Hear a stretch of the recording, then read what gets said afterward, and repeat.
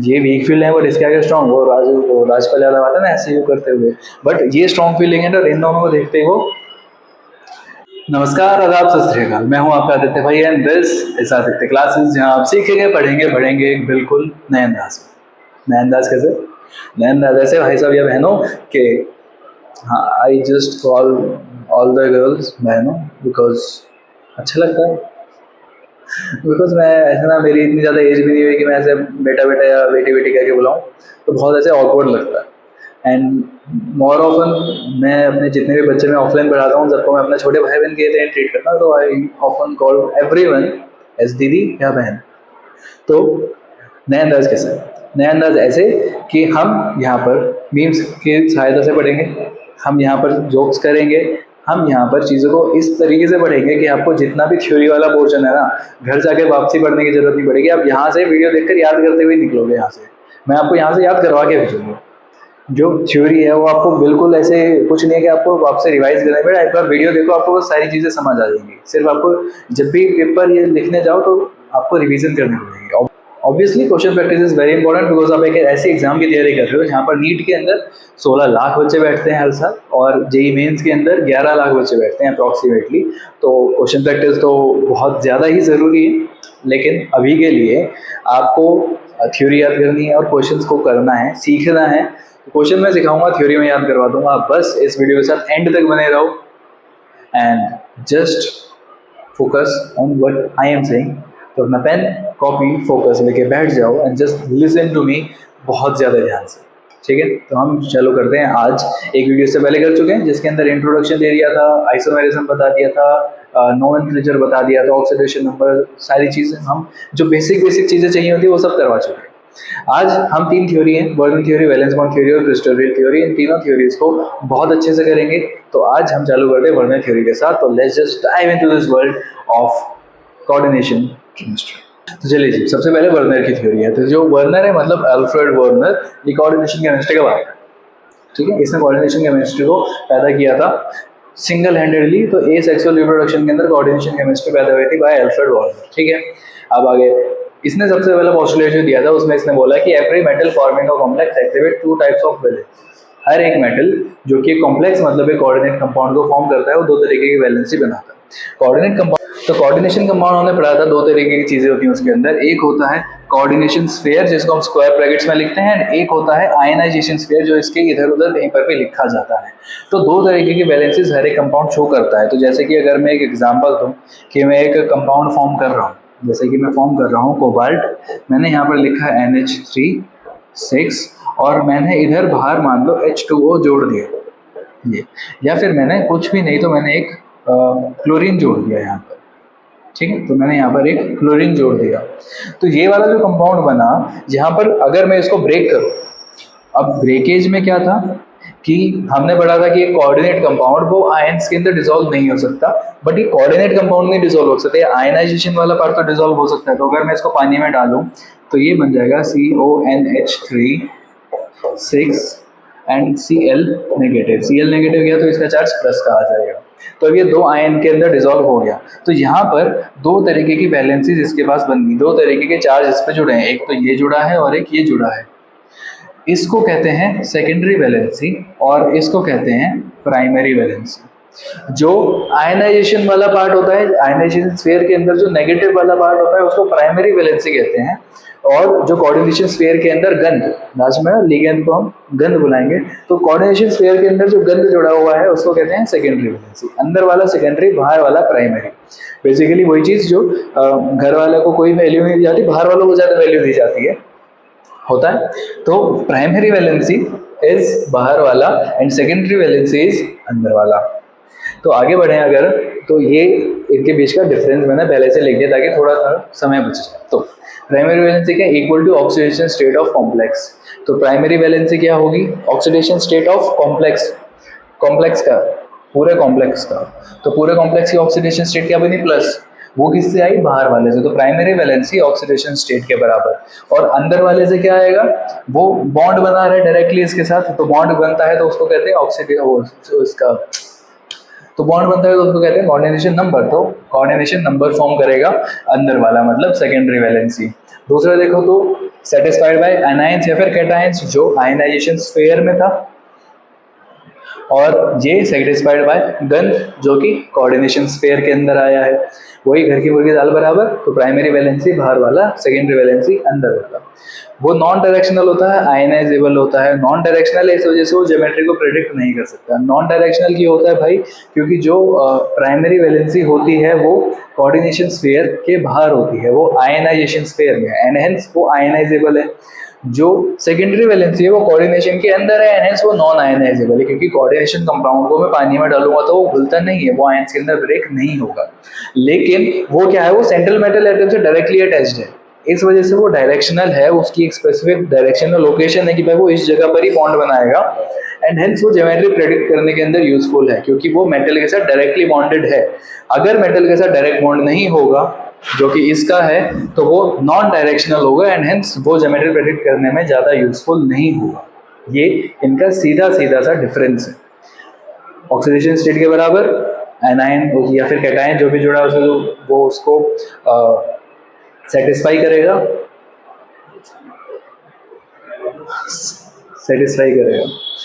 And lastly ionisable होता है क्योंकि आयनाइजेशन स्फीयर के अंदर आ रहा है। ऐसे ही सेकेंडरी वैलेंसी को देखो तो वो कोऑर्डिनेशन नंबर के बराबर है, लिगेंड या फिर गंध इसको सेटिस्फाई करता है, ये मेटल से डायरेक्टली जुड़ा हुआ है इस वजह से डायरेक्शनल है और ये ज्योमेट्री प्रेडिक्ट करने में यूजफुल है, और ये नॉन आयनाइजेबल होता है बिकॉज ये कोऑर्डिनेशन स्फीयर में लाई करता है।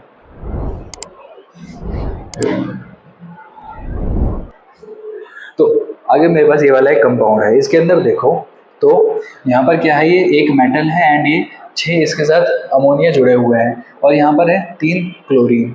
अगर आप इसका स्ट्रक्चर देखो तो ये एक मेटल के साथ 6 चीज़ें जुड़ी हुई हैं, तो इसका स्ट्रक्चर थोड़ा सोचो किसके साथ रिसेंबल करता है। इसका स्ट्रक्चर किससे रिसेंबल करेगा, जो आपने इनऑर्गेनिक केमिस्ट्री में पढ़ा है, इफ नहीं पढ़ा पी ब्लॉक तो कर चुका है सिलेबस में ऑब्वियसली, तो इफ नहीं पढ़ा तो इसका स्ट्रक्चर होता है SF6 जैसा, और SF6 का जो स्ट्रक्चर होता है वो होता है ऑक्टाहेड्रल। इसका जो स्ट्रक्चर होगा वो ऑक्टाहेड्रल होगा।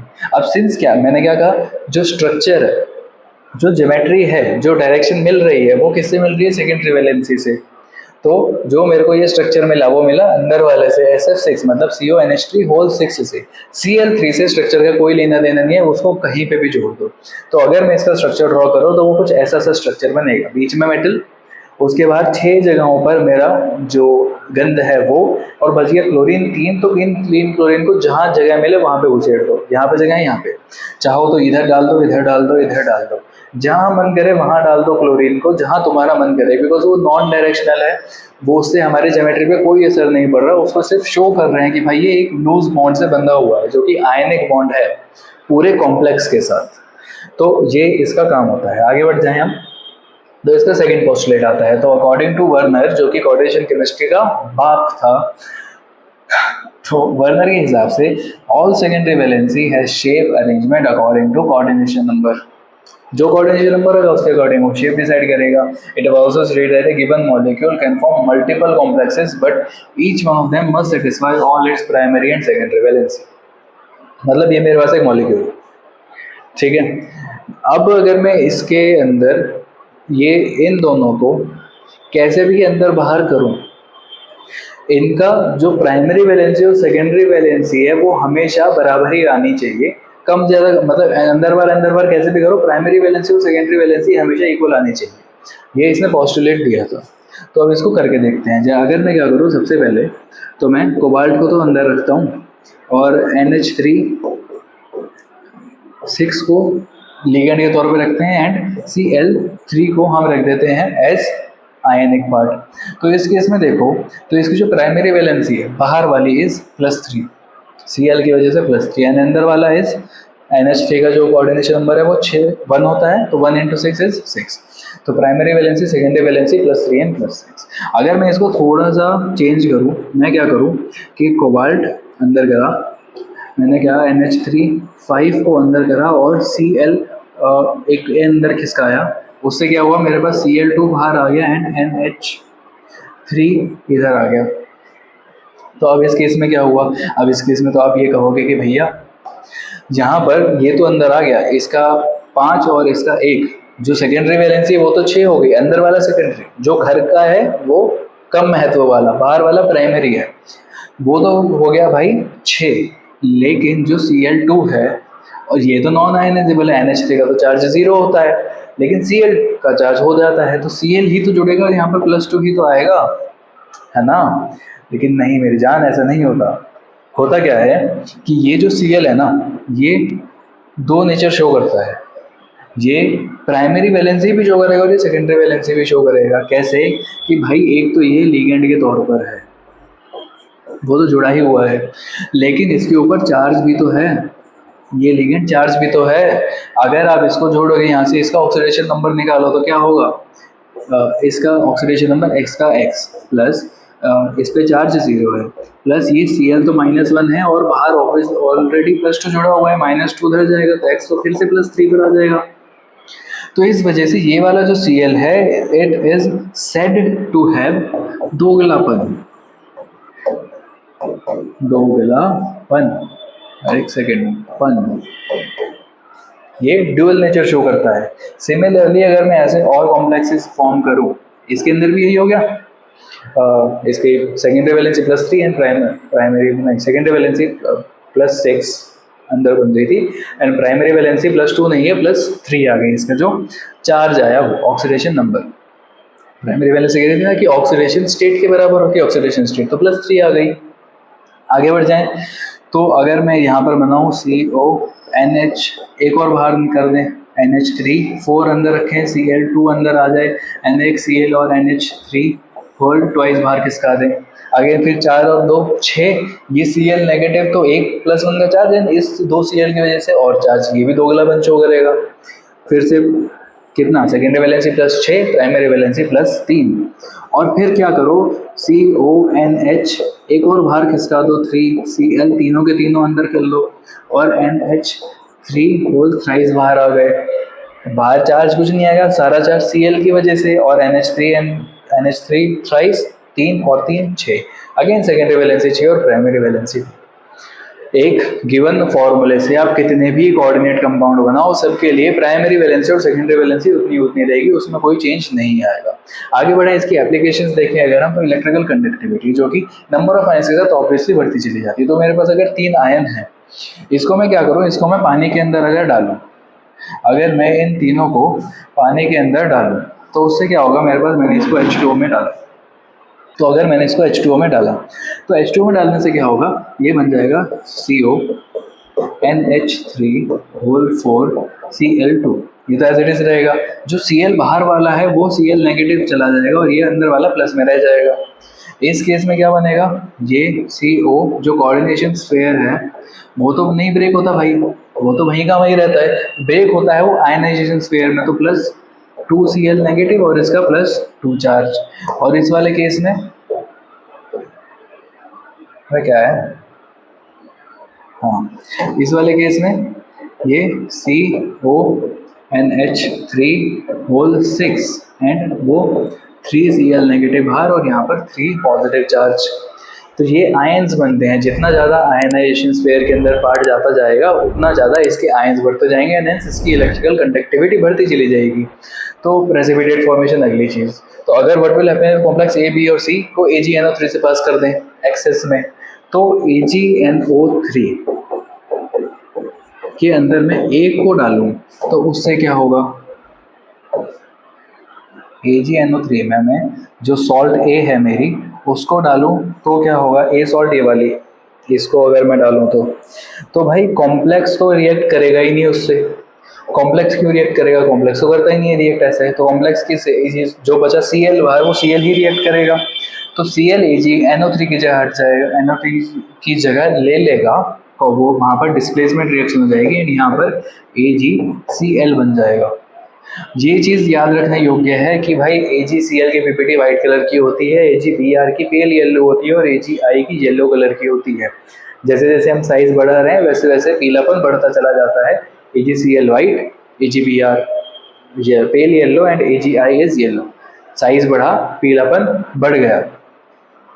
सिमिलरली अगर हम यहाँ पर लगाएं AgNO3, इसको जोड़ें हम विद सॉल्ट B, तो उस केस में क्या बनेगा, B के अंदर क्या था भाई, 2 Cl थे, तो यहाँ पर 2AgCl बन जाएगा, यहाँ पर 2 आएगा ऑब्वियसली फॉर बैलेंसिंग। लेकिन ये क्या करेंगे, ये पीपीटी की फॉर्म में सेटल डाउन हो जाएंगे। AgCl की तो पीपीटी बनती है वो वाइट कलर की, यहाँ पर भी वाइट कलर की पेल येलो बन जाएगी, नहीं AgCl ही तो है, वाइट बनेगी। एंड लास्टली अगर मैं AgNO3 को सॉल्ट C के अंदर से पास करूं तो क्या होगा, यहाँ पर कितने थे, 3 क्लोरीन थे, तो यहाँ पर 3 लग जाएगा और यहाँ पर 3AgCl की वाइट पीपीटी सेटल डाउन हो जाएगी एंड हेंस ये इसकी प्रेसिपिटेट फॉर्मेशन हो जाएगी। आगे बढ़ जाएं तो हमारे पास ये 3 तरीके के इलेक्ट्रोलाइट्स होते हैं। तो ए के अंदर क्या बना, एक केटायन और एक एनायन बना था। जो ए सॉल्ट थी हमारी, यहाँ पर एक केटायन एक एनायन बना। बी के अंदर एक केटायन 2 एनायन बने। सी के अंदर एक केटायन 3 एनायन बने। तो इस केस में जो हमारे पास सॉल्ट ए है, एक केटायन एक एनायन, जिसको 1-1 इलेक्ट्रोलाइट कहते हैं। एक cation 2 anion is 1-2 electrolyte and एक केटायन 3 एनायन इज 1-3 इलेक्ट्रोलाइट। ऐसे ही अगर जो नेगेटिव पार्ट है उसकी जगह पे पॉजिटिव पार्ट होता, अगर जैसे हम के जोड़ रहे थे पहले, तो मान लो 2 के निकले और एक कोऑर्डिनेशन कंपाउंड निकला, तो वो 2-1 ऐसे ही 1-1 वो चलता जाता है, 3-1 भी हो जाएगा। डी है, यहाँ पर कोई आयनिक पार्ट ही नहीं है, इसको मैं पानी में डालूं तो कोई रिएक्शन नहीं होगा, इसका कोई इलेक्ट्रोलाइट इसका फॉर्म नहीं होगा। Next theory is valence bond theory. और वैलेंस बॉन्ड थ्योरी पे जब हम आते हैं तो हम एक थ्योरी से दूसरी थ्योरी पे क्यों जाते हैं, क्योंकि हम एक थ्योरी से सारे के सारे सवालों का जवाब नहीं ले पाए, इस वजह से उन सवालों का जवाब देने के लिए एक दूसरी थ्योरी का जन्म हुआ। तो वैलेंस बॉन्ड थ्योरी का जन्म हुआ बिकॉज वर्नर की थ्योरी, जो बाप था, बाप भी अपने बेटे के लिए ये 3 सवालों का जवाब नहीं दे पाया। पहला सवाल कि कुछ एलिमेंट्स ही क्यों कोऑर्डिनेशन कंपाउंड बना पाते हैं, सारे क्यों नहीं बना पाते। सोडियम कोऑर्डिनेशन कंपाउंड क्यों नहीं बना रहा भाई, पोटेशियम क्यों नहीं बना रहा, वो क्यों आयनाइजेशन स्फीयर के अंदर, कोऑर्डिनेशन स्फीयर में क्यों नहीं आया। तो कोऑर्डिनेशन स्फीयर में कौन से है, जो डी ब्लॉक वाले एलिमेंट्स वही तो पढ़े हैं आपने अभी तक। जो एस ब्लॉक वाले हैं वो तो आए नहीं अभी तक, सिर्फ डी ब्लॉक वाले ही आए हैं। दूसरा, कोऑर्डिनेशन कंपाउंड की फिक्स ज्योमेट्री क्यों है, ज्योमेट्री वेरी क्यों नहीं कर रही। तीसरा सवाल is why complexes have definite optical and magnetic property. Optical property तो आपने पढ़ी आइसोमर्स में अंदर, और मैग्नेटिक प्रॉपर्टीज भी इनकी फिक्स होती है, तो वो फिक्स क्यों है, ऐसा कि उनका रिलेशन क्या है एग्जैक्टली। तो नंबर ऑफ इलेक्ट्रॉन्स से आया था जब हमने स्ट्रक्चर ऑफ एटम में भी हमने 2 थ्योरी पढ़ी थी, कॉसोलिक्स अप्रोच पढ़ी थी एंड देन वेस्पर थ्योरी पढ़ी थी, फिर आई थी valence bond theory and magnetic orbital theory. तो उन केसेस में भी पढ़ा था कि भाई जो मैग्नेटिक प्रॉपर्टी है वो तो डायरेक्टली लिंक होती है नंबर ऑफ इलेक्ट्रॉन से, वही वाली चीज इसके अंदर भी हो जाएगी। लेकिन वर्नर की थ्योरी भी क्लासिकल थी, इस वजह से वो इन सवालों का जवाब नहीं दे सके। And then valence bond theory I quantum theory के बेस पर, और उन्होंने मैग्नेटिक प्रॉपर्टीज का सवाल का जवाब दिया था। तो अगली theory is valence bond theory.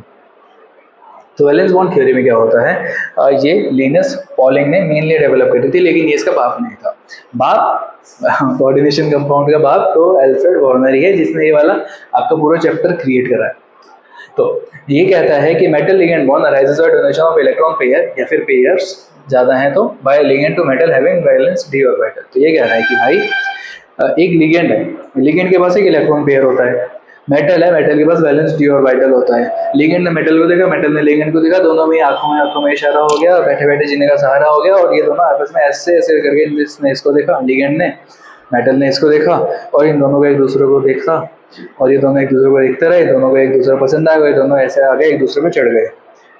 तो इसका खाली ऑर्बिटल और इसका जो लोन पेयर था, इन दोनों ने एक बॉन्ड बना लिया, और ये वाला एक कॉम्प्लेक्स कंपाउंड का बॉन्ड बन जाता है। Number of vacant orbitals provided is equal to coordination number. अब एक ऑर्बिटल के अंदर तो एक पेयर ही आएगा, तो मेटल जितने खाली ऑर्बिटल देगा उतना ज़्यादा वो बॉन्ड बना सकता है। ऑब्वियस सी बात, vacant orbital of metal should have equal energy, मतलब उसने जितने ऑर्बिटल्स दिए हैं बॉन्ड बनाने के लिए वो सारी इक्वल एनर्जी के होने चाहिए। कोई कम एनर्जी का, कोई ज़्यादा एनर्जी का, तो वो ज्योमेट्री डिस्टर्ब हो जाएगी उसकी, और वो जो कंपाउंड है वो अनस्टेबल हो जाएगा। अब मान लो एक इतनी एनर्जी का बॉन्ड, एक यहाँ पे बॉन्ड बनाया है और एक यहाँ पे बॉन्ड बनाया है। अब इतना मेरे जितना बड़ा तो मेटल है नहीं, तो मैं तो बहुत बड़ा हूँ। मेटल अगर एक यहाँ पे बॉन्ड बना रहा है, एक यहाँ पे बॉन्ड बना रहा है, कैसे बना पाएगा, वो पॉसिबल नहीं है, वो ज्योमेट्री ब्रेक हो जाएगी, वो कंपाउंड अनस्टेबल हो जाएगा। Then metal can use n-1 ds-ns-np, मतलब एक अंदर वाला डी ऑर्बिटल भी यूज कर सकता है बॉन्ड बनाने के लिए, और एक बाहर वाला डी ऑर्बिटल भी यूज कर सकता है। For hybridization to form equivalent orbital. Hybridization if आपको याद नहीं है तो hybridization is intermixing of orbitals to form a molecule.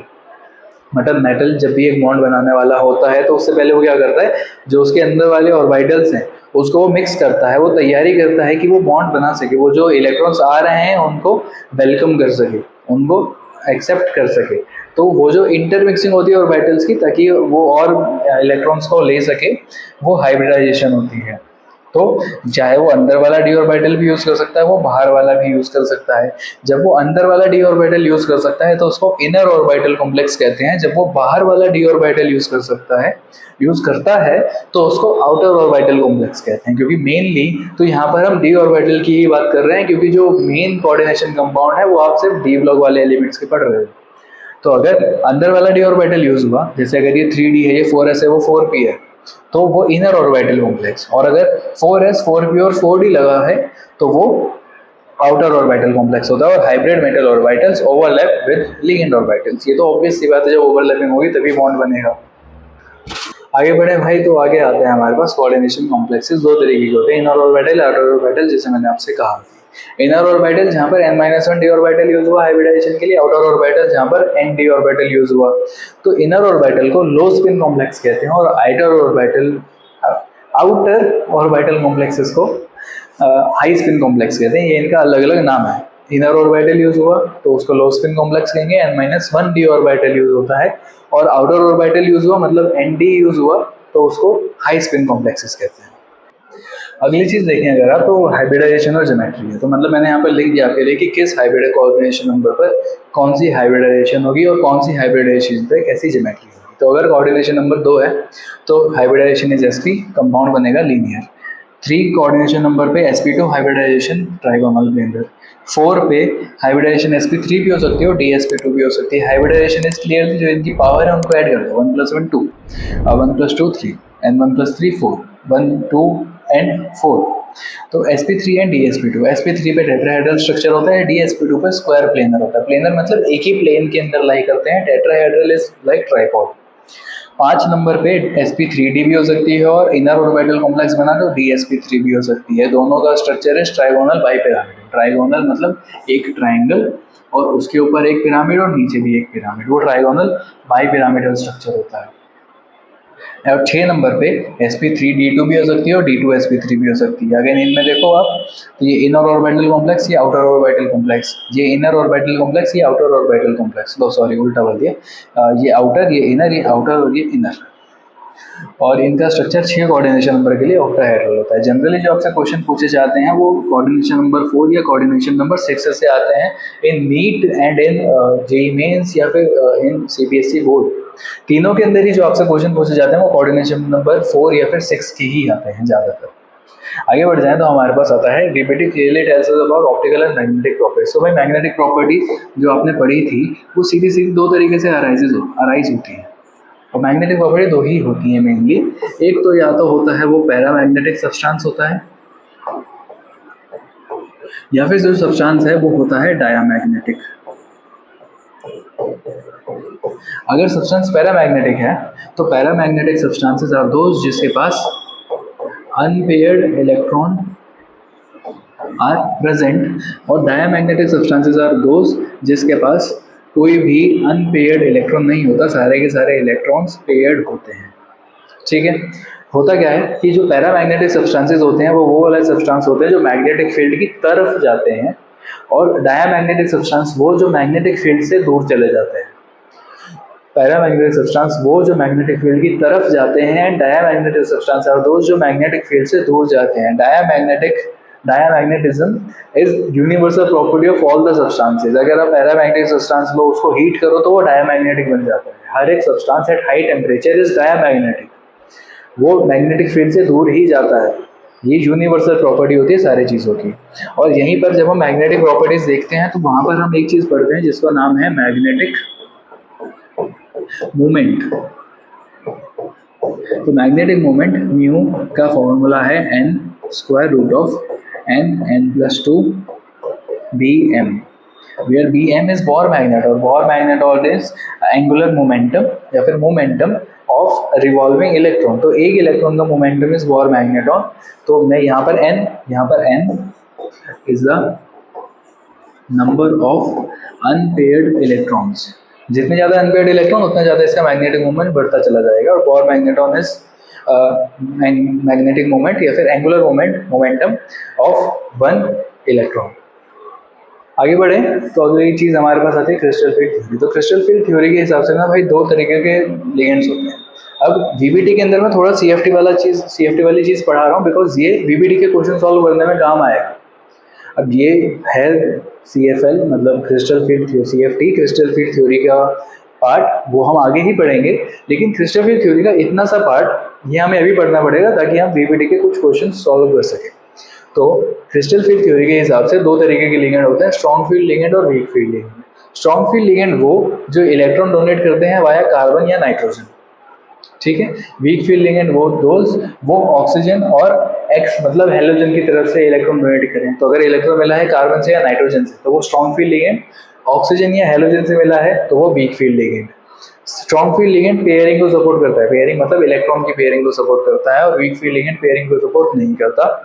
Strong field ligand के example is EN and CO। EN is ethylene diamine जो पढ़ा था लास्ट क्लास में, CO इज कार्बन मोनोऑक्साइड, और यहाँ पर H2O या फिर OH ऑक्सलेट 2 नेगेटिव, और H2O तो पानी होता है।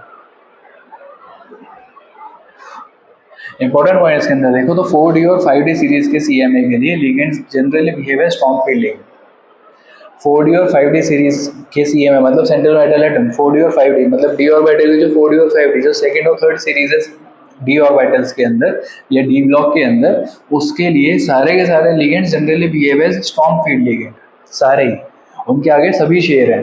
एंड H2O और oxalate are generally weak field ligand, लेकिन in the presence of CO they behave as strong field ligand, ठीक है। तो H2O and OX are generally weak field ligand, ये अभी हमने कहा H2O और OX दोनों वीक फील्ड लिगेंड है, लेकिन CO3 के आगे वो शेयर बन जाते हैं।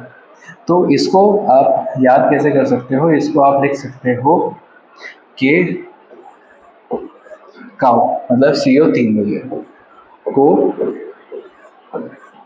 3 बजे CO 3 पॉजिटिव, एक सेकेंड ये कहाँ से आ गया बीच में, CO 3 पॉजिटिव एंड ऑक्स को 2 बजे मतलब OX 2 नेगेटिव नहलाना है, और नहलाते तो हमेशा पानी से है भाई, तो वहाँ पर H2O आ गया। तो CO 3 positive and OX 2 negative and H2O, इनका एक रिलेशन आपको याद रखना है कि OX and H2O, OX 2 negative and H2O are weak field ligand, जो हमने एग्जांपल में भी पढ़ दिया, लेकिन वो CO के आगे शेयर है तो CO के आगे वो स्ट्रॉन्ग फील्ड लिगेंड बन जाते हैं, ठीक है। 4D 5D सीरीज के आगे लिगेंड जनरली स्ट्रॉन्ग फील्ड है, मतलब वो तो पूरी सीरीज ही याद रखोगी। जो D ब्लॉक है, D ब्लॉक के अंदर जो दूसरा और तीसरा पीरियड है, D ब्लॉक का दूसरा और तीसरा पीरियड, उसके आगे सभी शेयर है, वो इतना कमजोर है उसके आगे तो भाई सभी शेयर है, ऐसे गिरा पड़ा सभी, वो राजेश श्रीवास्तव आता ना ऐसे यूँ करता हुआ ऐसे, तो उसके आगे तो सभी वैसे बिहेव करते हैं, लेकिन बाकी जो 3D है उसके आगे वीक फील्ड और स्ट्रॉन्ग फील्ड देखना है हमें। H2O OX generally weak field है, लेकिन CO पहले ग्रुप में आता है, लेकिन उसके आगे वो स्ट्रॉन्ग फील्ड है, तो काउ को 3 बजे और उसको 2 बजे मिलाना है हमने। अगला जनरली NH3 स्ट्रॉन्ग फील्ड है, लेकिन Fe और Mn के आगे वो वीक फील्ड लिगेंड बन जाता है। NH3 अमाइन स्ट्रॉन्ग फील्ड है क्योंकि वो नाइट्रोजन से डोनेट कर रहा है, लेकिन Fe और Mn के आगे वो वीक फील्ड लिगेंड बन जाता है भाई। तो इसके लिए क्या करोगे आप कि आप कैसे याद रखोगे कि NH3, तो NH3 और ये स्ट्रॉन्ग फील्ड लिगेंड है, तो की मजबूती मतलब स्ट्रॉन्ग फील्ड लिगेंड का लोहा मतलब आयरन का लोहा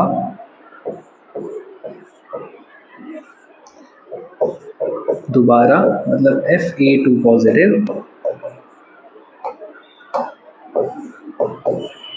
माना, अरे यार एक तो हिंदी लिखते हुए इतना समय हो गया ना, माना मतलब Mn2 पॉजिटिव, ठीक है।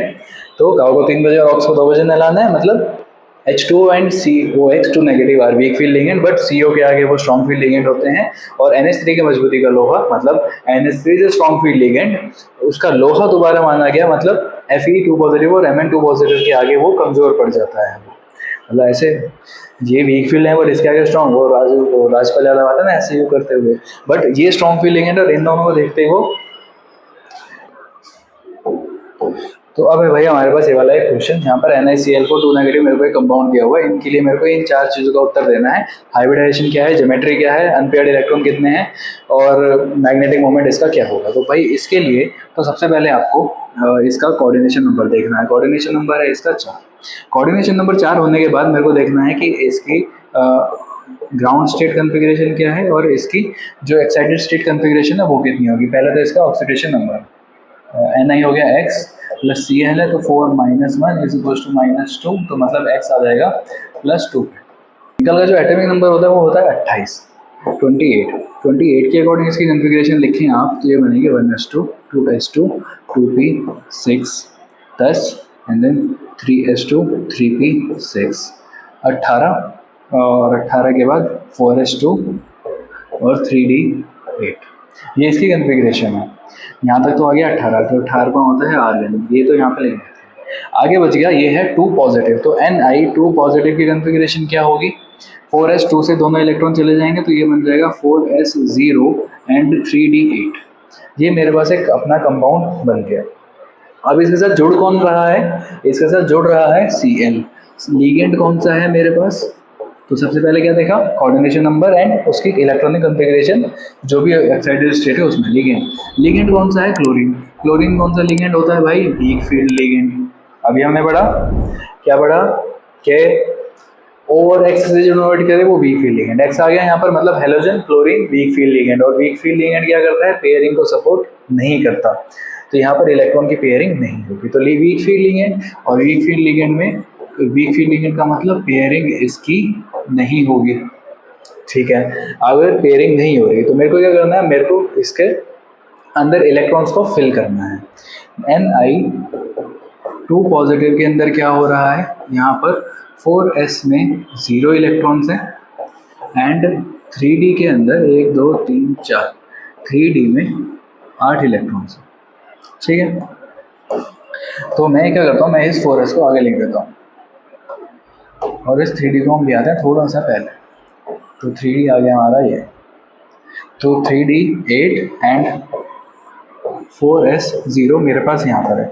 इसके अंदर मेरे पास इलेक्ट्रॉन्स ऑलरेडी फिल्ड हैं, 3d के अंदर 8 इलेक्ट्रॉन है, तो 1 2 3 4 5 6 7 8 ये इलेक्ट्रॉन्स मेरे पास भरे हुए हैं।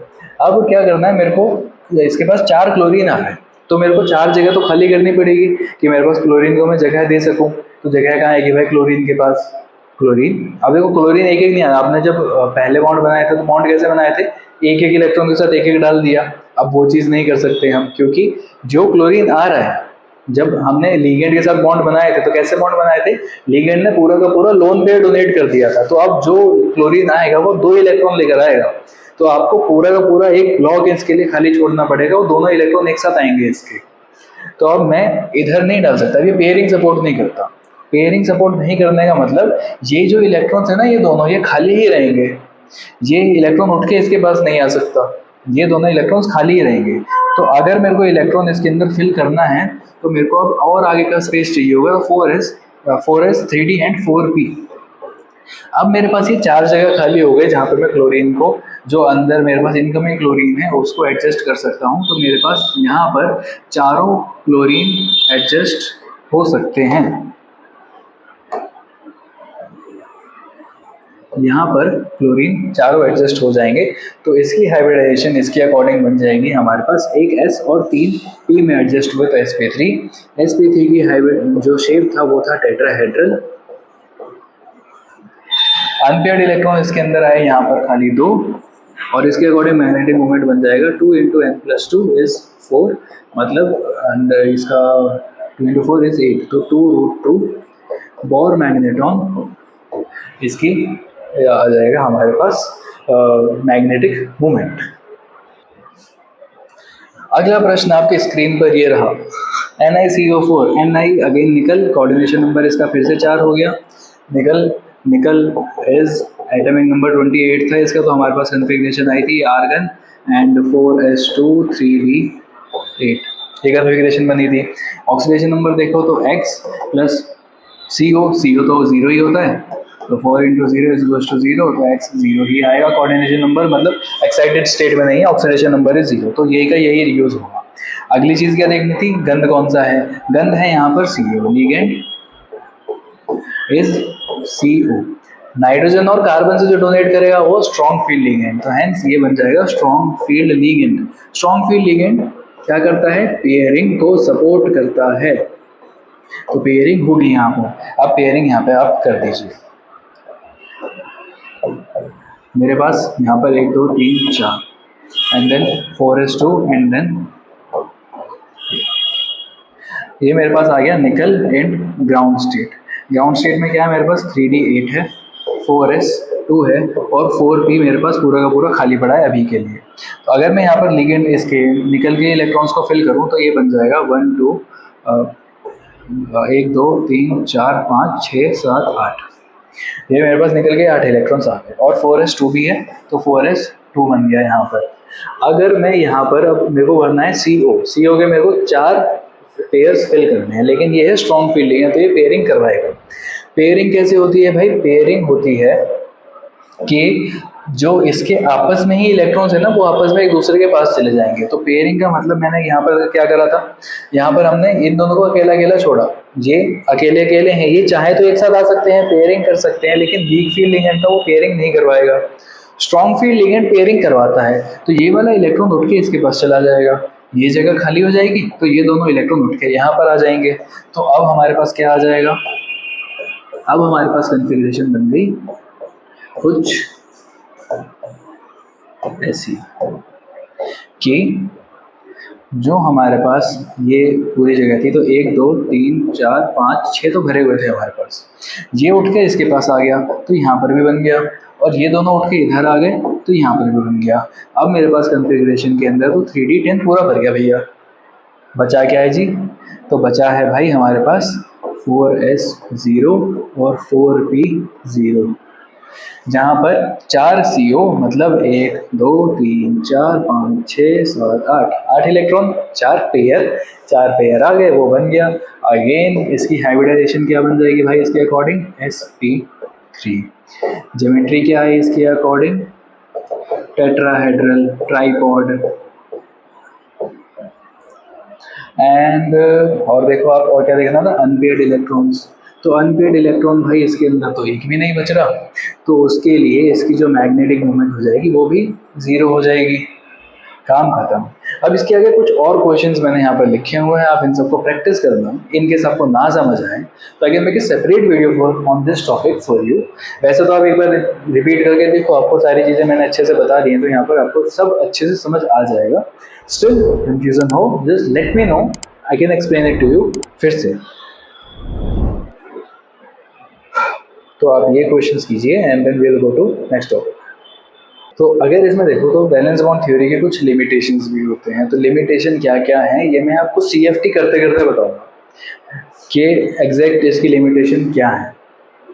जो हम CFT करेंगे तो इसकी लिमिटेशन में पता चल जाएंगी, तो मैं अभी CFT करने चलूँ। तो CFT के अंदर क्या था भाई, this model consider how the energies of d orbital of a metal ion are affected by electric field of ligand. ये इसमें कि अगर एक लिगेंड एक इलेक्ट्रिक फील्ड के अंदर है, या फिर जो डी ऑर्बिटल है उसकी एनर्जीज इलेक्ट्रिक फील्ड, लिगेंड की इलेक्ट्रिक फील्ड की वजह से कैसे इफेक्ट होती है। तो इसने पोस्टुलेट दी है कि metal ligand bond is 100% ionic in nature. अब ये तो इसका खुद का एक ड्रॉबैक आएगा कि इसने 100% आयनिक नेचर बोल दिया, जबकि हमने जब कोऑर्डिनेट बॉन्ड पढ़ा था तो क्या पढ़ा था कि ये कोवलेंट बॉन्ड होता है। तो ये इसका पोस्टुलेट ही इसका ड्रॉबैक है, ये तो हम इसी CFT का ही ड्रॉबैक है ये। Ligand ion become simply a point of negative charge and hence molecular dipole is form, कि जब एक लिगेंड मेटल को अप्रोच करता है तो लिगेंड खुद एक नेगेटिव चार्ज की तरह काम करता है, इस वजह से मेटल पॉजिटिव हो जाता है एंड एक डायपोल क्रिएट हो जाता है। D orbital in isolated gaseous atom are degenerate का मतलब इक्वल एनर्जी। तो जब हम एक आइसोलेटेड गैसियस एटम की बात करते हैं वहाँ पर d orbital are of equal energy, but जब एक लिगेंड होता है तो उसकी प्रेजेंस में वो टूट जाता है। तो बॉन्ड एक्चुअल में कैसे बन रहा है वो ये बताता है कि CFT, मतलब हमने स्ट्रॉन्ग फील्ड लिगेंड और वीक फील्ड लिगेंड पढ़ा, वो हमने जो क्लासिफिकेशन पढ़ी वो क्लासिफिकेशन VBT हमें नहीं बता पाया था कि एग्जैक्ट जो शेप बना। अब जब हम शेप पढ़ रहे हैं ना कि शेप एग्जैक्ट ऐसे ऐसे बनी, हाइब्रिडाइजेशन ऐसे क्रिएट हुई, तो उसके लिए तो हमने भाई स्ट्रॉन्ग फील्ड लिगेंड और वीक फील्ड लिगेंड को पढ़ा। स्ट्रॉन्ग फील्ड लिगेंड और वीक फील्ड लिगेंड क्या होते हैं, उनको ऐसे क्यों क्लासीफाई किया जाता है, वो हमें इस थ्योरी से पता चलता है, वो हमें VBT से नहीं पता चला था। ये उसके ड्रॉबैक थे। और splitting pattern depend on the nature of crystal field, octahedral है टेट्राहेड्रल है। तो अब हम इसको डिटेल में पढ़ते हैं। अब देखो भाई, यहाँ पे जो हमारे पास डी ऑर्बिटल होता है ना, डी ऑर्बिटल जब हम इसकी स्प्लिटिंग की बात कर रहे हैं तो स्प्लिटिंग इन्होंने क्या कहा कि splitting pattern depend on the nature of crystal field, octahedral tetrahedral. तो हम सबसे पहले देखते हैं स्प्लिटिंग इन ऑक्टाहेड्रल फील्ड। तो जो स्प्लिटिंग इन ऑक्टाहेड्रल फील्ड है, तो ऑक्टाहेड्रल फील्ड क्या है, जब लिगेंड्स अप्रोच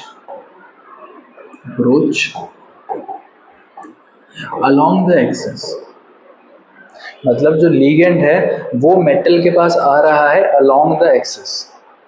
अब डी ऑर्बिटल ये रहा, अब मेटल यहाँ पे खड़ा हुआ है, लिगेंड उसके पास आ रहा है। अब लिगेंड कैसे आ सकता है, देखो मेटल की तो 3 एक्सिस हैं, मेटल की जो ऑर्बिटल डी ऑर्बिटल 5 जगह होता है, x y y z z x and then x square y square and z square. ये तो 5 शेप होती है डी ऑर्बिटल की, डबल डम्बल वाली शेप। अब इनमें 3 तो एक्सिस पे हो गई एक्स वाई एंड जेड, और 2 बीच में हो गई नॉन एक्सियल वाली। तो अब जो लिगेंड है वो मेटल के पास आ रहा है, तो अब वो मेटल के पास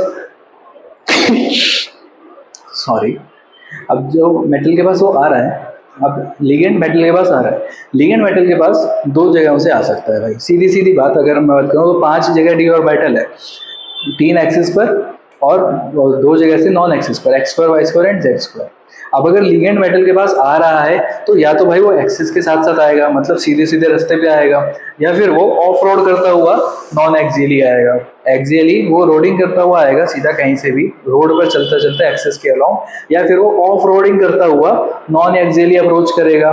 तो ये 2 केसेस बनते हैं। अगर वो रोड पे सीधा सीधा करके आ रहा है तो वो अलोंग द एक्सिस अप्रोच हो जाता है और वो ऑक्टाहेड्रल फील्ड के अंदर होता है। अब हमारे पास ये 5 तरीके के डी ऑर्बिटल होते हैं। इन 5 तरीके के डी ऑर्बिटल में ये तो x y y z and z x आ गए, और ये एक्स स्क्वायर वाई स्क्वायर होते हैं।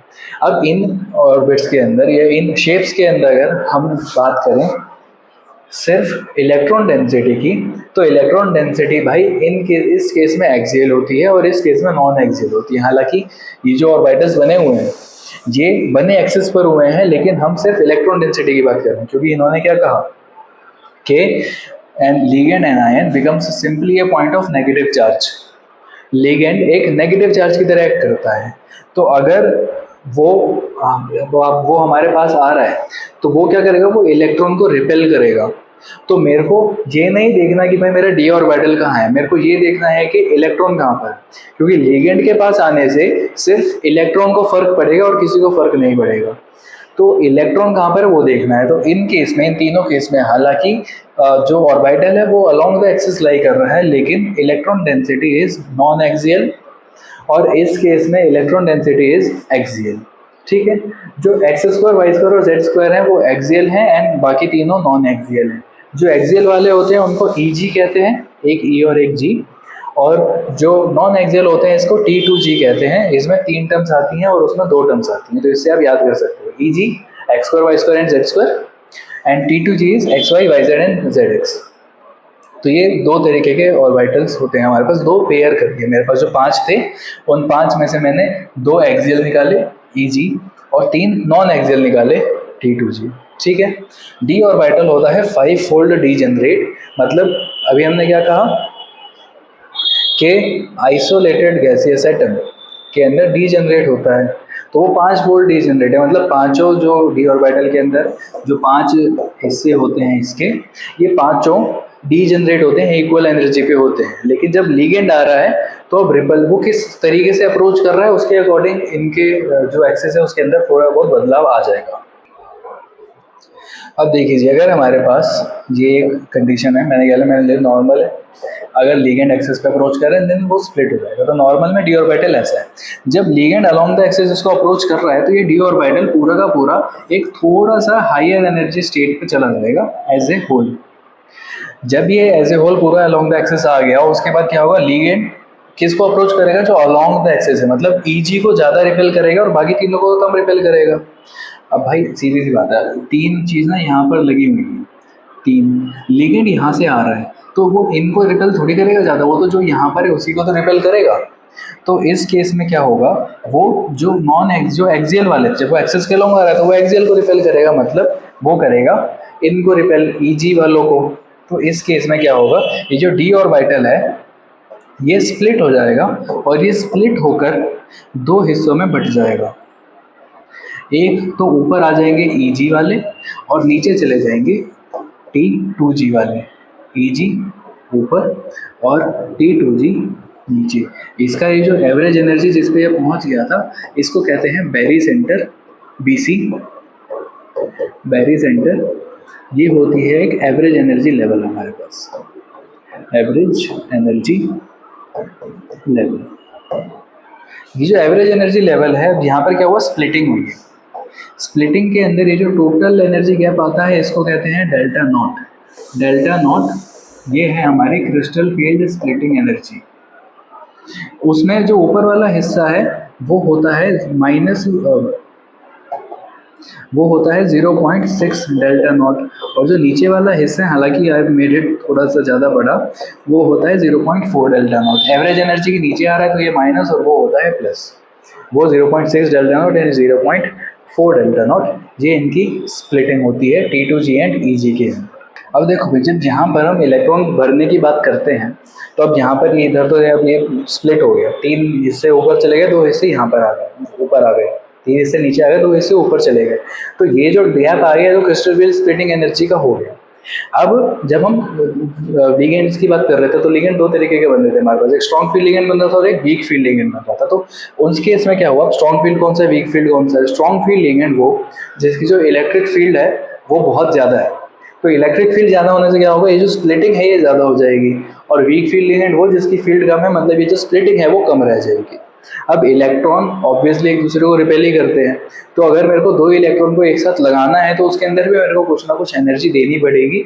तो वो एनर्जी जो मेरे को इलेक्ट्रॉन को साथ रखने के लिए चाहिए वो होती है पेयरिंग एनर्जी।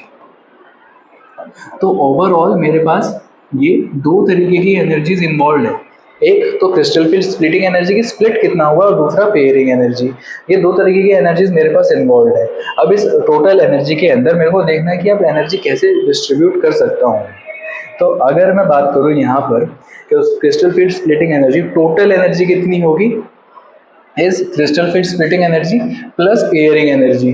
तो क्रिस्टल फील्ड स्प्लिटिंग एनर्जी कितनी हो जाएगी भाई, अब देखो 0.6 पे ऊपर गया Eg, तो total energy is 0.6 delta naught into n Eg, मतलब number of electrons in Eg orbital, minus 0.4 delta naught क्योंकि इसकी एनर्जी थी माइनस 0.4 इंटू एन T2G, मतलब number of electrons in T2G, plus आ जाएगा n p is number of electrons जो कि paired हो गए इंटू पेयरिंग एनर्जी, जहाँ पर n is the number of electrons paired into में p आ जाएगी इसकी पेयरिंग एनर्जी।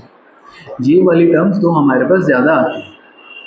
अगर मैं बात करूँ D1 D2 या D3 कन्फिग्रेशन की, तो फिर इसके लिए कुछ करना ही नहीं है आपको। अगर इसके पास क्या है, तीन इलेक्ट्रॉन थे या एक या दो, तो वो तो तीनों ही नीचे आएंगे, ना पेयरिंग हो रही ना कुछ, वो पहला इधर आएगा, दूसरा इधर आएगा, तीसरा इधर आ जाएगा, कुछ है ही नहीं। वो तो ऑब्वियसली लो एनर्जी पे जाना चाहेंगे तो लो एनर्जी पे जाके तीनों जुड़ जाएंगे। बात आती है कि अगर D4 कन्फिग्रेशन है तो क्या होगा, D4 कन्फिग्रेशन है तो क्या होगा, तो चौथा इलेक्ट्रॉन इधर पेयर होगा कि चौथा इलेक्ट्रॉन ऊपर चला जाएगा। अब ये डिपेंड करता है हमारी पेयरिंग एनर्जी के ऊपर। अगर पेयरिंग एनर्जी डेल्टा नॉट से कम है या पेयरिंग एनर्जी डेल्टा नॉट से ज़्यादा है, पेयरिंग एनर्जी का मतलब क्या हुआ भाई कि मेरे पास मान लो इस केस में क्या है ना, तीन इलेक्ट्रॉन यहाँ पर जुड़े हुए हैं। अब तीन इलेक्ट्रॉन यहाँ पर लगे हुए, मेरे को चौथा इलेक्ट्रॉन डालना है। अब चौथा इलेक्ट्रॉन इधर डाला जाए या फिर इधर आया जाए, पेयरिंग एनर्जी की मेरे को चौथा इलेक्ट्रॉन इस जगह पे डालने में कितनी एनर्जी खर्च करनी पड़ेगी, वो पेयरिंग एनर्जी।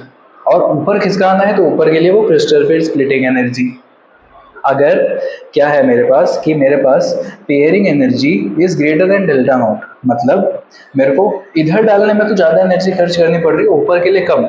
मतलब मान लो नीचे मेरे को पेयर करने के लिए इस जस्ट लाइक हमारे पास 3 रूम है, ग्राउंड फ्लोर पे 3 रूम है और फर्स्ट फ्लोर पे ना 2 रूम है। मेरे को जो मेरे 3 रूम है, तीनों के अंदर एक एक बंदा रह रहा है, मेरे को एक और बंदा है उसको एडजस्ट करना है यहाँ पर। तो अब तीनों में एक एक रह रहा है, तो मेरे को एक में तो पेयरिंग करनी पड़ेगी कि एक तो डबल, एक जो बेड है उस पर मेरे को 2 सुलाने पड़ेंगे। तो या तो मैं इसको यहाँ पे सुलाऊं या फिर मैं उसको ऊपर भेजूं।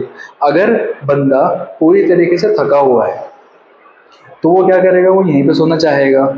और अगर वो थका हुआ नहीं है तो वो क्या करेगा, वो ऊपर चला जाएगा। या फिर अगर उसकी इनमें से लड़ाई हो रखी है जिसके साथ मैं उसको इसके साथ सुला रहा हूँ और उसकी इससे लड़ाई हो रखी है, तो वो क्या करेगा, वो ऊपर जाना प्रेफर करेगा। तो अगर pairing energy is greater then ये वाली एनर्जी, मतलब क्या है, अब मैं एक केस लेता हूँ कि जो चौथा इलेक्ट्रॉन मैं यहाँ पे डाल रहा हूँ उसकी ना इससे लड़ाई हो रखी है, ठीक है, और उसको ऊपर जा सकता है कि वो इतना ज़्यादा नहीं थका हुआ कि वो ऊपर ना चढ़ सके, लेकिन उसकी इससे लड़ाई हो रखी है। तो लड़ाई हो रखी है तो यहाँ पे तो रुकेगा नहीं, वो ऊपर ही चला जाएगा, क्योंकि भाई इतनी ताकत है उसके अंदर कि वो फर्स्ट फ्लोर चढ़ जाए। तो वो फ्लोर चढ़ जाएगा, इसके साथ नहीं रुकेगा। एंड हेंस यहाँ पर क्या होगा, pairing energy is greater then this. तो पेयरिंग नहीं होगी। और पेयरिंग कब नहीं होती, जब केस होता है स्ट्रॉन्ग फील्ड लिगेंड का और पेयरिंग एनर्जी कम है। मतलब क्या भाई, बंदा बहुत ज्यादा थक गया, वो ऊपर नहीं चढ़ सकता, तो वो क्या करेगा, इसी के साथ सो जाएगा। हालांकि उसकी लड़ाई हो रखी है, बट फिर भी वो क्या करेगा, भाई मेरे अंदर इतनी जान है नहीं, मैं चुपचाप आके इधर सो रहा हूँ, मेरे को लड़ाई वड़ाई नहीं करनी, तो वो इधर ही आके सो जाएगा। तो इस केस में जब pairing energy is less than the crystal field splitting energy, तो उस केस में पेयरिंग विल ऑकर एंड ये वाला केस बनता है वीक फील्ड लिगेंड का। जब पेयरिंग नहीं होगी तो क्या होगा, T2G के अंदर तो भाई 1 2 और 3 इलेक्ट्रॉन आ गए थे। I am not writing this in Roman number, मैं इसको लिख रहा हूँ ऐसे, एक एक एक 3 जगह पर एक एक आ गया। तो जब पेयरिंग नहीं हो रही तो चौथा इलेक्ट्रॉन ऊपर चला जाएगा, वो बन जाएगा Eg में 1 and 0, क्योंकि एक ही इलेक्ट्रॉन आया। और अगर पेयरिंग होगी तो उस केस में क्या बनेगा, T2G के अंदर ही वो दूसरा इलेक्ट्रॉन आ जाएगा, तो वो बन जाएगा 2 1 1। जो दूसरा इलेक्ट्रॉन है, पेयरिंग नहीं हो रही तो दूसरा इलेक्ट्रॉन यहीं पे आ जाएगा एंड हेंस वो बन जाएगा 2 1 1 और Eg 0 0 पर ही रहेगा। ये वाला कन्फिग्रेशन आ जाता है in case of octahedral splitting.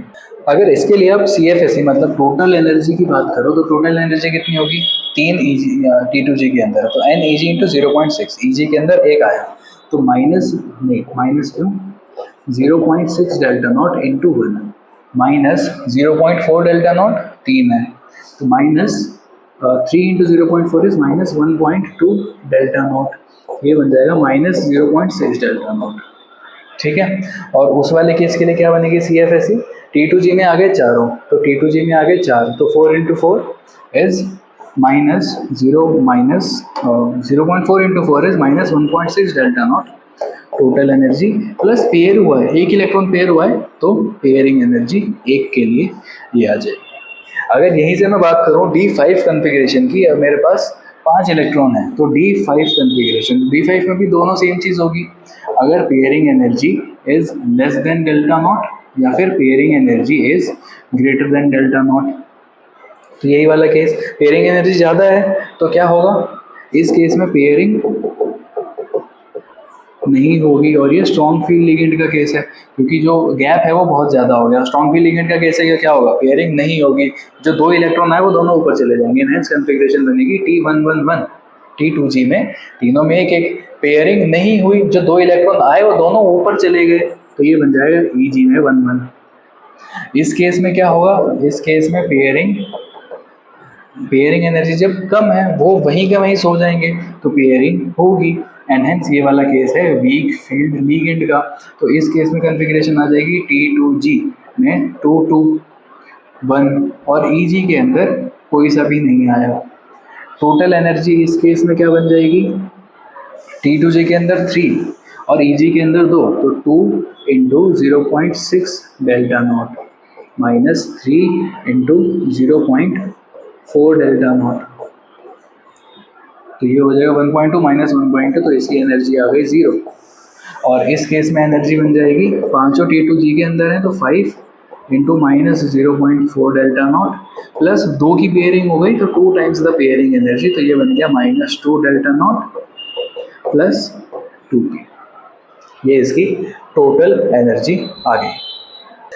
अब देखिए, अब हमारे पास एक क्वेश्चन है ये वाला, Fe 3 नेगेटिव है, तो इस केस में Fe है, Fe का electronic configuration is 4s2 3d6। Oxidation number check करो तो x प्लस 6 और F है तो -1 इज इक्वल टू -3, मतलब इसकी ऑक्सीडेशन स्टेट आ जाएगी +3 हमारे पास। अब +3 के लिए मतलब Fe +3 के लिए कॉन्फ़िगरेशन देखो, तो Fe3 पॉजिटिव क्या आएगा, 2 इलेक्ट्रॉन इससे जाएंगे, एक इससे जाएगा, तो वो बन जाएगा 3d5 4s0।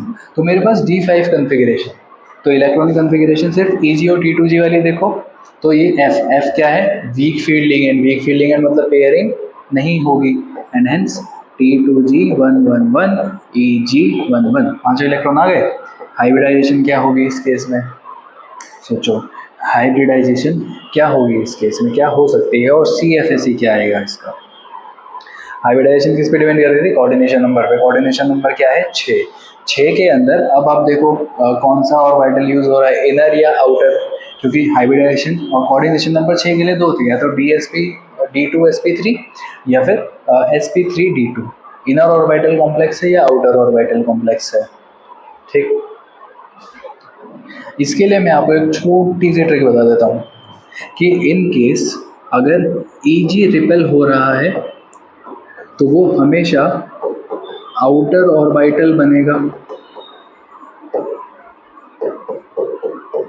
और इन केस अगर T2G रिपेल हो रहा है तो वो इनर ऑर्बिटल कॉम्प्लेक्स फॉर्म होगा। ये एक छोटी सी ट्रिक है जो कि आप लिख सकते हो टू नो द हाइब्रिडाइजेशन। अब इस केस में क्या, Eg रिपेल हो रहा है, Eg ऊपर गया था, तो हाइब्रिडाइजेशन इस केस में हो जाएगी आउटर डी ऑर्बिटल, मतलब sp3d2, ऑलराइट। और CFSE निकाल लो इस केस में, तो CFSE कितना आएगा, Eg2, तो 2 into 0.6 delta not minus 3 into 0.4 delta not, तो आ जाएगा 0। अब देखिए, जब हमारे पास टेट्राहेड्रल फील्ड के अंदर क्या होगा, तो नॉर्मल केस में डी ऑर्बिटल यहाँ पर, अगर नॉन एक्सियली लिगेंड्स अप्रोच कर रहे हैं तो डी ऑर्बिटल चला जाएगा थोड़ा हाई एनर्जी स्टेट पर, जिसको कि हम कहते हैं BC, बेरी सेंटर।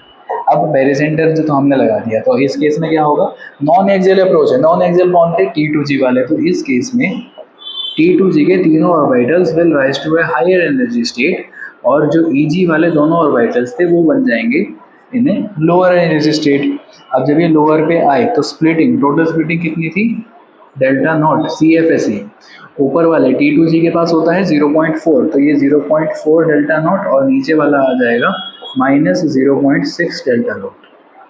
Eg के पास हमेशा 0.6, T2G के पास हमेशा 0.4, जो ऊपर गया वो प्लस, जो नीचे आया वो माइनस। इसके अकॉर्डिंग अगर आप देखो तो यहाँ पर CFSE इतनी आ जाएगी, 0.4 इंटू T2G, जो ऊपर मल्टीप्लाई किया, number of electrons in T2G into 0.4, number of electrons in Eg into minus 0.6, और पेयरिंग एनर्जी। एक ही स्पेक्ट्रोकेमिकल सीरीज है जो आपको याद है, ये इंक्रीजिंग लिगेंड स्ट्रेंथ की है, तो सबसे कमजोर I नेगेटिव होता है और सबसे ज़्यादा स्ट्रॉन्ग होता है CO। ये लिगेंड स्ट्रेंथ बढ़ा रही है, वीक फील्ड लिगेंड से हम स्ट्रॉन्ग फील्ड लिगेंड की तरफ जा रहे हैं, ये आपको याद रखना पड़ेगा।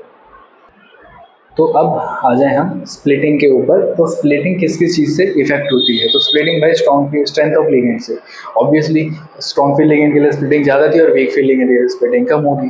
दूसरा ऑक्सीडेशन स्टेट, तो जितने ज़्यादा ऑक्सीडेशन स्टेट उतनी ज़्यादा स्प्लिटिंग है, ठीक है, ये याद रखना कि जितना ज़्यादा ऑक्सीडेशन स्टेट मेटल का, जितना ज़्यादा ऑक्सीडेशन नंबर बढ़ता चला जाएगा, स्प्लिटिंग उतनी ज़्यादा बढ़ती चली जाएगी। अगला ट्रांजिशन सीरीज कौन सी है, 5D के लिए सबसे ज़्यादा स्प्लिटिंग है 4D और 3D। क्यों, मैंने आपको लिखवाया था कि 4D और 3D के लिए सारे लिगेंड स्ट्रॉन्ग फील्ड लिगेंड की तरह काम करते हैं, तो 5D में स्प्लिटिंग सबसे ज़्यादा है, 4D में कम है, 3D में सबसे कम। 5D के आगे क्या था, और 3D में सबसे कम है। Geometry of ligand square planar के लिए सबसे ज़्यादा होती है, ऑक्टाहेड्रल में सबसे, उसके बाद एंड टेट्राहेड्रल में सबसे कम। मतलब स्क्वायर प्लेनर के लिए स्प्लिटिंग सबसे ज़्यादा, ऑक्टाहेड्रल के लिए उससे कम एंड टेट्राहेड्रल के लिए सबसे कम। ये इनका रिलेशन आता है। स्क्वायर प्लेनर के लिए 4/3 डेल्टा नॉट, टेट्राहेड्रल के 4/9 डेल्टा, और इससे ऑक्टाहेड्रल आप निकाल सकते हैं। आगे बढ़ जाएं हम तो limitations of crystal field theory. ये तो इट अज्यूम के ligands to be point charge, but point charge ligands lie on the lower side of spectrochemical series. मतलब कि अगर आप स्पेक्ट्रोकेमिकल सीरीज देखो तो स्पेक्ट्रोकेमिकल सीरीज ये वाले हैं पॉइंट चार्ज लिगेंड, तो आई नेगेटिव और बी आर, इनके पास लोन चार्ज यहीं पर आ रहा है। ये है लोअर चार्ज, लोअर साइड पे जो आते हैं, ये वीक फील्ड लिगेंड है। लेकिन उधर देखो सी एन और सी ओ, उनके पास भाई सी ओ, उधर लोन पेयर कितने ज़्यादा आ जाते हैं, तो वो स्ट्रॉन्ग फील्ड लिगेंड है, तो वो पॉइंट चार्ज थोड़ी है। लोन पेयर तो उनके फैले हुए हैं, उनको पॉइंट चार्ज थोड़ी कंसिडर कर सकते हो आप। तो इस वजह से ये इसका एक लिमिटेशन है। और दूसरा, it does not take into account the covalent character. ये मैंने आपको पहला पॉइंट बढ़ते बताया था कि ये इसकी लिमिटेशन है। इसने क्या कहा 100% आयनिक होता है, लेकिन कोवेलेंट कैरेक्टर तो ये भूल ही गया, क्योंकि हमने जो पढ़ा था कोऑर्डिनेट बॉन्ड, तो coordinate bond is a type of covalent bond, इसने उसको अकाउंट में ही नहीं लिया। अगला CFT के मेरिट, इसने कलर अच्छे से बताया, कोऑर्डिनेशन कंपाउंड कैसे फॉर्म होते हैं इसने अच्छे से बताया, एनर्जी कैसे डिस्ट्रीब्यूटेड होती है वो बताया, मैग्नेटिक प्रॉपर्टीज, ऑप्टिकल प्रॉपर्टीज, इसने सारी चीज़ों को अच्छे से एक्सप्लेन किया। बस थोड़े जो अजम्पशंस थे वहाँ पर ये थोड़ी सी मात खा गया। तो मैं अब बॉन्डिंग एंड मेटल कार्बोनिल एक टॉपिक है जो कि NCERT के अंदर छोटा सा टॉपिक मेंशन कर रखा है, और इससे कभी कभार क्वेश्चन आ सकता है, तो जस्ट रिटर्न इट यहाँ पर। तो बॉन्डिंग एंड मेटल कार्बोनिल क्या होता है? मेटल कार्बोनिल, कार्बोनिल मतलब CO, तो मेटल एंड कार्बन मोनोऑक्साइड का जो बॉन्ड होता है दो तरीके से बन सकता है, सिग्मा बॉन्ड और पाई बॉन्ड। सिग्मा बॉन्ड कब बनेगा? जब लिगेंड मेटल को लोन पेयर देगा, जो कि जनरल कॉम्प्लेक्स कंपाउंड के अंदर होता है। लेकिन पाई बॉन्ड तब बनता है जब मेटल CO को एक लोन पेयर डोनेट करते हैं, वो भी कॉम्प्लेक्स बनेगा, लेकिन वो कॉम्प्लेक्स के अंदर और ज़्यादा कॉम्प्लेक्स हो जाएगा, क्योंकि अब यहाँ पर एक तो पहले मेटल ले रहा था, अब मेटल दे रहा है, और मेटल ने दोनों दे दिए लोन पेयर कोवेलेंट बॉन्ड बनाने के लिए, तो ये कॉम्प्लेक्स का कॉम्प्लेक्स कंपाउंड होता है। तो अब नॉर्मल रिएक्शन देखो तो Mn प्लस NCl से MlN बनता है, NL से MlN बनता है, मतलब मेटल लिगेंड का एक बॉन्ड बन जाता है। और यहाँ पर अगर आप इक्विलिब्रियम कांस्टेंट या फिर आपने जो केमिकल काइनेटिक्स के अंदर पढ़ा था, एक जो रिएक्शन का कांस्टेंट होता है वो ये बनता है MlN की कंसंट्रेशन डिवाइडेड बाय M की कंसंट्रेशन, L की कंसंट्रेशन और उसकी पावर N। ये इक्विलिब्रियम कांस्टेंट या स्टेबिलिटी कांस्टेंट होता है। तो जितना ज़्यादा इक्विलिब्रियम कांस्टेंट होगा, कंपाउंड की स्टेबिलिटी उतनी ज़्यादा बढ़ती चली जाएगी। सिर्फ इतनी सी बात है यहाँ पर, और कुछ भी नहीं। चलो जी, अगली चीज़, सेकेंड लास्ट चीज़ इज स्ट्रेंथ ऑफ कॉम्प्लेक्स। इन्हें स्ट्रेंथ ऑफ कॉम्प्लेक्स आयन किस किस चीज़ पर डिपेंड करता है? तो पहला तो चार्ज, जितना ज़्यादा चार्ज उतना ज़्यादा स्ट्रॉन्ग कॉम्प्लेक्स आयन होगा। बेसिसिटी मतलब बेसिक स्ट्रेंथ ऑफ लिगेंड, जो लिगेंड उससे जुड़ा होगा वो कितना ज़्यादा बेसिक है। तीसरा, रिंग फॉर्मेशन लिगेंड ने करी है या नहीं करी। अगर रिंग फॉर्मेशन करता है तो वो कंपाउंड के अंदर एक्स्ट्रा स्टेबिलिटी ऑब्वियसली आ जाती है। तो ये रिंग बनाते हैं, एंड डोनर है, रिंग बनाते हैं, और इस वजह से स्टेबल है। जितनी ज़्यादा रिंग, जैसे EDTA था, वो ज़्यादा रिंग फॉर्म कर रहा है, जिसकी डेंसिटी ज़्यादा वो ज़्यादा रिंग फॉर्म करता है, हेंस वो ज़्यादा स्टेबल होता है। और बेसिसिटी ज़्यादा, वो ज़्यादा स्टेबल होगा, चार्ज ज़्यादा तो ज़्यादा स्टेबल होगा। एंड लास्ट चीज़ is application of coordinate compound. तो कहाँ यूज़ होता है? क्वालिटेटिव और क्वांटिटेटिव एनालिसिस। क्वालिटेटिव एनालिसिस जब हम ये चेक करते हैं कि जैसे आप सॉल्ट एनालिसिस करते हो, तो सॉल्ट एनालिसिस में क्या होता है? आप चेक कर रहे हो कि ये एक सॉल्ट जो हमें सॉल्ट मिली है उसके अंदर ये आयन प्रेजेंट है या नहीं है। सोडियम के लिए, पोटेशियम के लिए, क्लोरीन के लिए, NO3SO4, इन सब के लिए आप चेक करते हो सॉल्ट एनालिसिस के अंदर ये आयन प्रेजेंट है या नहीं, तो वो क्वालिटेटिव एनालिसिस होती है। क्वांटिटेटिव इज मैथमेटिकल एनालिसिस, कि आप चेक कर रहे हो कि ये आयन तो है, कितना है, मोलैरिटी, कंसेंट्रेशन आप चेक करते हैं उसकी, तो कंसेंट्रेशन जब हम बात करते हैं तो वो क्वांटिटेटिव एनालिसिस होता है। देन हार्डनेस पानी की रिमूव करते हैं, Na2EDTA। तो हार्डनेस क्या होते हैं? पानी कितना सख्त है, मतलब वो सॉलिड स्टेट में कैसे है। नहीं, हार्डनेस का मतलब होता है कि पानी के अंदर जो सोडियम, कैल्शियम, मैग्नीशियम जैसे आयंस कितने ज़्यादा प्रेजेंट हैं, तो वो क्या करता है? वो सोप को ख़राब करता है। जब भी हम कपड़े धोते हैं उससे या बर्तन धोते हैं तो वो सोप ज़्यादा यूज़ कर लेता है। ये आपने 10th क्लास में पढ़ा था। तो हार्डनेस का मतलब उसके अंदर आयंस कितने ज़्यादा प्रेजेंट है। तो आयंस को रिड्यूस करने के लिए हम इसका इस्तेमाल करते हैं, प्योरिफिकेशन ऑफ मेटल्स में इस्तेमाल करते हैं, मेटल की एक्सट्रैक्शन में इस्तेमाल करते हैं इनका। हेमोग्लोबिन, क्लोरोफिल, मैंने आपको लास्ट लेक्चर की शुरुआत में ही बता दिया था कि ये कोऑर्डिनेशन कंपाउंड्स होते हैं। इनको कैटलिस्ट के तौर पे हम इस्तेमाल कर सकते हैं, इनको इलेक्ट्रोप्लेटिंग में इस्तेमाल कर सकते हैं, इनको दवाइयों में इस्तेमाल कर सकते हैं और हम बहुत जगह इस्तेमाल कर सकते हैं। लेकिन बस अब हमें और इस्तेमाल नहीं करना क्योंकि यह चैप्टर खत्म हो चुका। दैट्स इट, पूरा कोऑर्डिनेशन कंपाउंड खत्म हो चुका है। सेकंड वीडियो है, काफ़ी लंबी गई होगी आई नो, बट धीरे धीरे करके एक्सप्लेन करो तो भाई साहब इतना टाइम लग जाता है। लेकिन अब मैं आशा करता हूँ कि आपको ये पूरा का पूरा चैप्टर अच्छे से समझ आ गया होगा, कहीं पर भी कोई भी लेश मात्र भी डाउट नहीं बचा होगा आपका। और बचता है तो मेरे को बताओ, I will make another video और ज़्यादा डिटेल एक्सप्लेनेशन करूँगा। But just let me no अगर कहीं पर भी कोई भी दिक्कत है। तो नहीं है तो अभी के भी पहले सब्सक्राइब करो, वीडियो को लाइक करो, सब्सक्राइब वाला बटन इधर, लाइक करो, कमेंट करो कि भैया सब समझ आ गया अच्छे से, और सब आ गया है तो भाई इसको अपने दोस्तों के साथ शेयर भी करो ताकि वो भी ये वीडियो देख सकें और मेरा लाभ हो, क्योंकि मेरे व्यूज बढ़ेंगे। तो just keep growing, keep practising more and more, अच्छे से बढ़ो, अच्छे से बढ़ो। All the best for everything in your life. Thank you very much. Jai Hind.